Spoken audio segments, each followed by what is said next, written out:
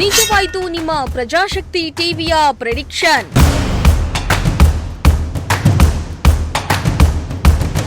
ತವರಿನಲ್ಲೇ ಕೆಕೆಆರ್ಗೆ ಮಣ್ಣು ಮುಕ್ಕಿಸಿದ ಆರ್ಸಿಬಿ.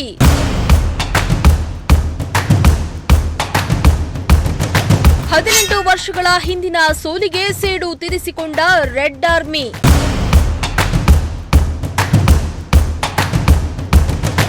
ಸೇಡು ಸೇಡು ಸೇಡು ಅದು ಬರೋಬ್ಬರಿ 18 ವರ್ಷಗಳ ಹಿಂದಿನ ಸೇಡು.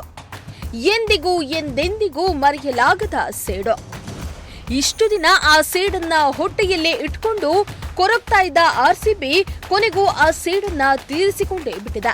ಕೆಕೆಆರ್ ತಂಡವನ್ನ ಅವರ ಅಡ್ಡಾದಲ್ಲೇ ನುಗ್ಗಿ ಹೋಗಿ ಒಡೆದು ಕೆಡ್ಡಾಗೆ ತಳ್ಳಿಬಿಟ್ಟಿದೆ.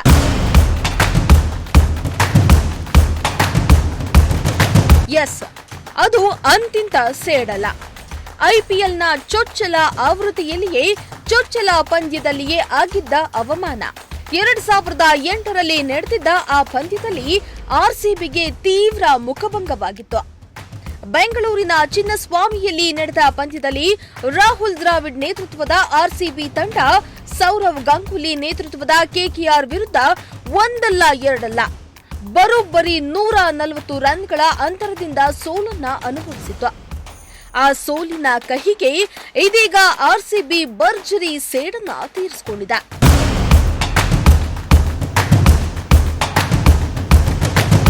ನಿನ್ನೆ ಈಡನ್ ಗಾರ್ಡನ್ನಲ್ಲಿ ನಡೆದ ಪಂದ್ಯದಲ್ಲಿ ರಜತ್ ಪಟಿದಾರ್ ಬಳಗ ಇನ್ನು 22 ಎಸೆತಗಳಿರುವಾಗಲೇ ಹಾಲಿ ಚಾಂಪಿಯನ್ಸ್ ವಿರುದ್ಧ 7 ವಿಕೆಟ್ಗಳಿಂದ ಗೆದ್ದು ಬೀಗಿದೆ.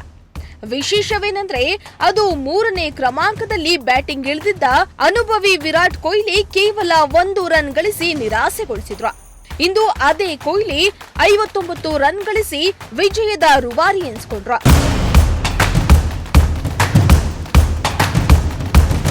ಟಾಸ್ಕ್ ಅನ್ನ ಸೋತು ಬ್ಯಾಟಿಂಗಿಗೆ ಇಳಿದ ಕಲ್ಕತ್ತಾ ತಂಡ ನಿಗದಿತ 20 ಓವರ್ಗಳಲ್ಲಿ 8 ವಿಕೆಟ್ ನಷ್ಟಕ್ಕೆ 174 ರನ್ ಅನ್ನ ಗಳಿಸಿತು. 175 ರನ್ಗಳ ಸವಾಲಿನ ಗುರಿ ಪಡೆದ ಆರ್ಸಿಬಿ ಕೇವಲ 16.2 ಓವರ್ಗಳಲ್ಲಿ 3 ವಿಕೆಟ್ ಕಳೆದುಕೊಂಡು ಗುರಿಯನ್ನ ತಲುಪಿತು.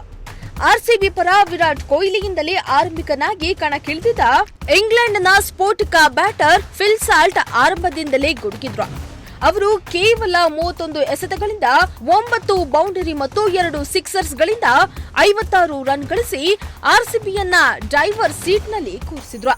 ಅದರೊಂದಿಗೆ ವಿರಾಟ್ ಕೊಹ್ಲಿ ಸಹ ಮತ್ತೊಂದು ಬದಿಯಿಂದ ನಿರಂತರವಾಗಿ ರನ್ ಗಳಿಸಿದ್ರಿಂದ ಕಲ್ಕತ್ತಾಗೆ ಗಾಯದ ಮೇಲೆ ಬರೆ ಎಳೆದಂತಾಯಿತು.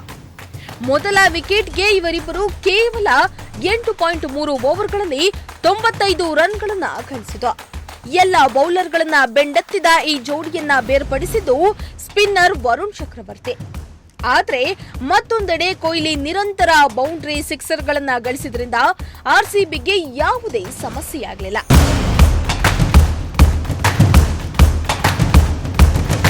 ಇದಕ್ಕೂ ಮೊದಲು ಬ್ಯಾಟಿಂಗ್ ಮಾಡಿದ ಕಲ್ಕತ್ತಾ ತಂಡ ಮೊದಲ ಓವರ್ನಲ್ಲಿ ಅಪಾಯಕಾರಿ ಆರಂಭಕಾರ ಕ್ವಿಂಟಾನ್ ಡಿಕಾಕ್ ಅವರನ್ನ ಕಳೆದುಕೊಂಡಿತು.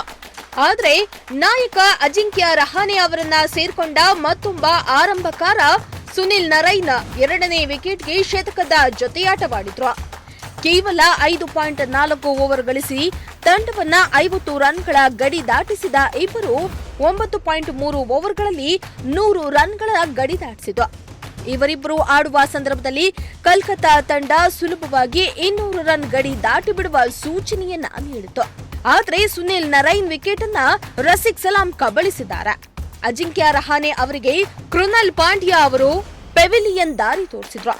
ಅಲ್ಲಿಗೆ ಕಲ್ಕತ್ತಾ ರನ್ ರೇಟ್ ಕುಸಿತು. ಎದುರಾಳಿ ಬ್ಯಾಟರ್ಗಳ ಮೇಲೆ ನಿರಂತರ ಒತ್ತಡ ಹೇರಿದ ಆರ್ಸಿಬಿ ಬೌಲರ್ಗಳು ಅಂತಿಮವಾಗಿ 174 ರನ್ಗಳಿಗೆ ನಿಯಂತ್ರಿಸುವಲ್ಲಿ ಯಶಸ್ವಿಯಾದರು. 3 ವಿಕೆಟ್ ಗಳಿಸಿದ ಕೃಣಾಲ್ ಪಾಂಡ್ಯ ಅವರು ಪಂದ್ಯದ ಶ್ರೇಷ್ಠ ಪ್ರಶಸ್ತಿಯನ್ನ ಗಳಿಸಿದ್ರು. Bureau report, Prajashakti TV.